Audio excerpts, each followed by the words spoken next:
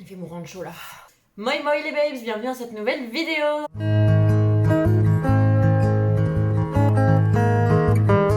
J'espère que vous allez bien et aujourd'hui on va parler de livres BookTok parce que vous le savez, on est tous, en tout cas, je vous ai fait trembler. En tout cas, les lecteurs qui sont sur TikTok, on est tous très fortement influencés par ce que nous recommandent les gens sur BookTok. Parfois ça peut être des bonnes surprises, mais parfois ça peut être des mauvaises surprises. Et donc on va voir ça ensemble. On a 1, 2, 3, 4, 5, 6. Je vais vous parler de 6 livres. Le premier dont je vais vous parler, c'est un livre que j'ai lu sur ma Kindle, donc je ne l'ai pas en physique, mais c'est Reminders of Him de Colleen Hoover. Moi, Colleen Hoover, personnellement, j'ai lu en premier It Ends With Us, donc qui est le plus connu, et j'avais adoré, vraiment, j'avais vraiment bien aimé. D'ailleurs, vous pouvez retrouver le vlog en petit i. J'avais lu aussi Heart and Bones, en français c'est Cœurs et âmes, je crois. J'avais trouvé ça un peu sans intérêt, donc je suis rentrée un peu dans Reminders of Him sans grandes attentes, excepté cette fameuse phrase qu'on entendait sur TikTok à l'époque et effectivement qui est très belle, et même dans le livre elle a le même effet, c'est magnifique. Vous savez, genre There was a before you, there was a during you, I never think there will be an after you, something like that, je sais plus. Il n'est pas encore sorti en français, donc je l'ai lu en anglais.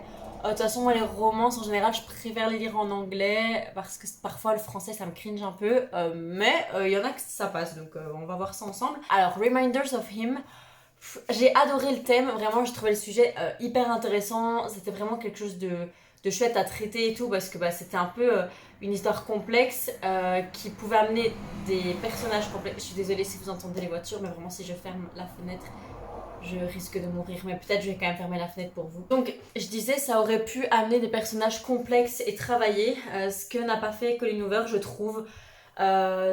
Pour moi, Kenna, c'est ça son nom, je crois, ça fait longtemps que je l'ai lu, donc il n'était pas du tout assez bien travaillé. Il aurait dû être super travaillé parce que se sortir d'une situation pareille, il faut vraiment un personnage en béton, et en fait il était un peu nul. On a voulu nous faire changer d'avis sur elle en une petite lettre. Ça suffit pas, quoi. J'essaie de pas trop spoiler, mais pour moi c'est pas très réaliste. Le sujet du pardon dans ce livre, pas bien exploité. Enfin, j'ai trouvé ça trop facile, trop rapide, trop genre non.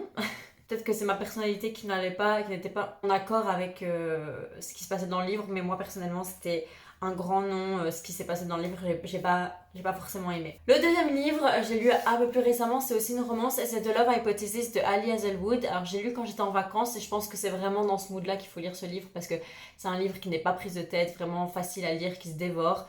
Donc c'est sur, je ne sais plus leur nom, Olive et Adam. Olive, elle est étudiante doctorante en bio, et Adam il est professeur, donc il gère les doctorants, enfin certains doctorants, et en fait c'est un troupe de fake dating, et évidemment ils vont tomber amoureux.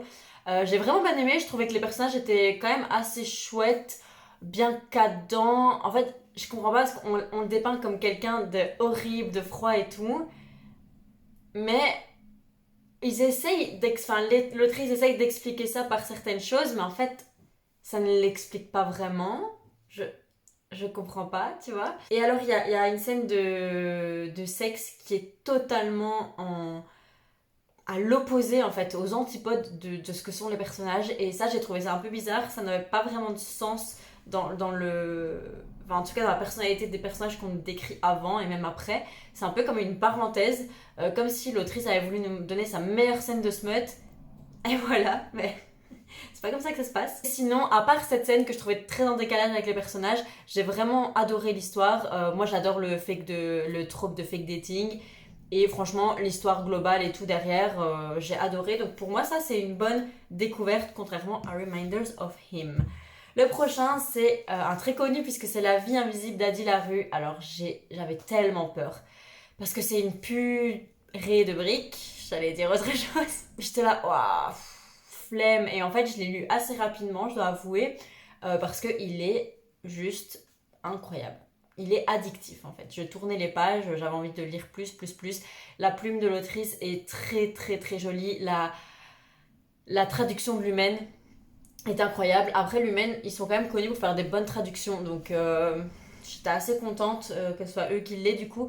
Puis enfin, le livre objet est magnifique, mais ça, c'est une autre, c'est un autre sujet.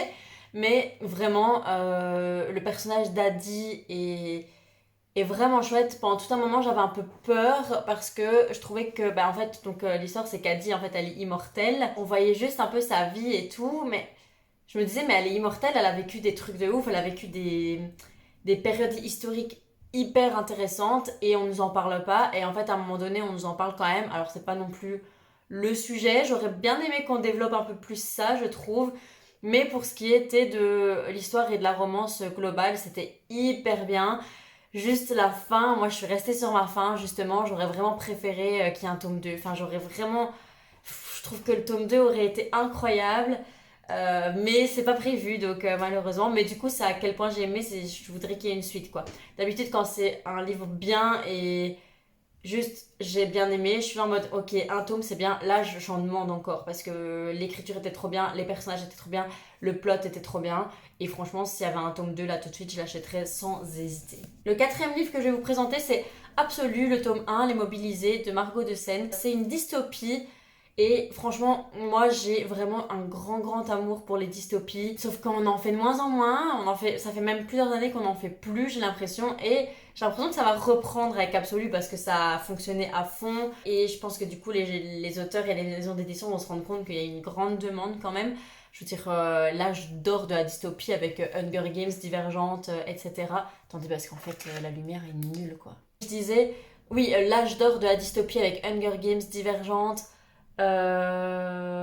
Labyrinthe, enfin, il y a vraiment eu plein de dystopies incroyables qui ont bien fonctionné et j'ai l'impression que c'est un peu le retour avec Absolu et vraiment, j'espère pour elle qu'elle va se faire traduire dans d'autres langues parce que c'est vraiment très chouette et j'ai vraiment hâte de lire le tome 2. Les personnages sont très bien exploités. Là, franchement, c'est vrai que moi je trouve que c'est très dur d'écrire des bons personnages. Je veux dire, je tente d'écrire des livres. Je trouve ça tellement compliqué, même si nous on connaît la personnalité de notre personnage, le mettre par écrit et le faire comprendre au lecteur, je trouve ça très dur. Et Margot de Seine, elle a réussi le pari haut la main à ce niveau-là. Les personnages sont reconnaissables. En fait, dans chaque chapitre, c'est un personnage différent. Enfin, c'est un point de vue de personnage différent et c'est écrit en début de chapitre. Attendez, il y a le nom, mais franchement, même s'il n'y a pas le nom, je reconnaissais. Parce qu'en fait, ils ont un vocabulaire différent. Ça, c'est tout bête en fait. On a l'impression que c'est logique quand on écrit des personnages, mais pas du tout. C'est rare les auteurs qui le font et c'est hyper important. Et juste pour cette richesse des personnages, je le recommande parce que du coup, ça forme tout le récit. En plus de la trame qui est très intéressante, le fait que les personnages soient incroyables et aussi intéressants et uniques, ça rend le roman encore plus attrayant. L'avant-dernier livre, c'est Good Girl Complex d'Elle Kennedy. Alors moi, Elle Kennedy, c'est celle qui m'a redonné le goût à la romance et en particulier à la new romance parce qu'à chaque fois que j'étais assise de la new romance, j'étais là, j'aime pas, enfin, je trouvais ça bizarre. Et puis j'ai lu Briar, le tome 1, et ensuite j'ai lu The Deal, donc le premier tome de Off Campus, et j'ai adoré. Et donc je me suis dit, je vais recommencer, elle a une nouvelle saga, je vais la lire. Et donc Good Girl Complex, et j'ai le tome 2, c'est Bad Girl Reputation, et franchement déçue. Le plot, c'est pas un spoil, on le sait dès le début, le plot c'est After. C'est Cooper qui se fait virer de son taf à cause d'un petit fils de très riche. Et pour se venger, il va faire le pari avec ses copains qu'il va se taper la meuf de ce mec-là en question. Et comme ça, il va l'humilier devant tout le monde. Évidemment, ça va marcher. Et donc, c'est la relation amoureuse entre Mackenzie, la copine du fameux mec riche, et Cooper. Alors c'est comme After, un peu moins toxique quand même. Évidemment, le début, moi j'avais peur, j'étais là, oh, putain, non, pas une Ardine était ça. J'adore After, mais j'ai pas envie de lire la même chose dans un autre livre, quoi. Et finalement, non, quand même, on est sur quelque chose de plus sain, de plus mature. Et il y a quand même une meilleure communication. Mais honnêtement, on se fait chier. Il se passe rien grand chose, on se fait un peu chier. Il y a, pareil, Mackenzie, on parle beaucoup de l'histoire de Cooper. Mackenzie, son histoire, c'est. On parle à peine de ses parents. Comment ses parents réagissent à l'annonce qu'elle a un mec qui vient en plus des quartiers, genre rien. Enfin, trop bizarre. C'est vraiment Mackenzie, on l'a torché quoi. Et le dernier livre, ouais, du coup, c'est pas une recommandation que je vous conseille. Et le dernier livre, c'est quelque chose que j'ai pas aimé non plus, c'est le tome 2 d'Akotar, donc A Court of Mist and Fury. Je me suis fait chier, mais je me suis ennuyée dans ce... Déjà, il est gros, hein. Donc c'était long. Je l'ai fini en français parce que j'en pouvais plus, je voulais juste le lire vite. Je me suis ennuyée tout du long et c'est qu'à partir de la toute fin que je me suis dit ah putain il se passe enfin quelque chose et j'ai envie de savoir ce qui va se passer après. Mais vraiment tout le long, j'ai compris qu'on aime Rhysand. Ok, Rhysand il a l'air incroyable, il est gentil, il a l'air beau, il a l'air fun. Par rapport à Tamlin, c'est certain, il n'y a aucun problème. Mais autant de pages sur ça là, et c'est écrit petit hein. Ah, je me suis ennuyée à crever. Non, mais à Cotard, je suis désolée, ça vaut pas du tout la hype que ça. Je suis désolée, j'ai brisé des cœurs de ouf, mais je peux pas. C'était une toute petite vidéo, mais j'espère qu'elle vous a plu. N'hésitez pas à commenter en me recommandant d'autres livres BookTok, parce que en vrai, j'en ai quand même aimé genre 3 sur 6. Donc, bah, 50-50. Donc, je peux en découvrir des autres que j'aime. Après, j'en ai encore prévu, hein, j'en ai encore dans la bibliothèque et tout. Donc, je vous ferai des autres parties de cette vidéo. Mais voilà, j'espère que vous n'allez pas me détester parce que j'ai dit qu'à Cotard c'était nul. Je suis désolée. Non, mais j'avais bien aimé le premier tome, mais là, je me suis juste ennuyée. C'était trop long en fait. Il n'y a pas la peine de faire autant de pages pour cette histoire. Mais lisez ceux que j'ai recommandés quand même. Genre, ils sont chouettes. Voilà, je vous fais des bisous et à bientôt. Ciao.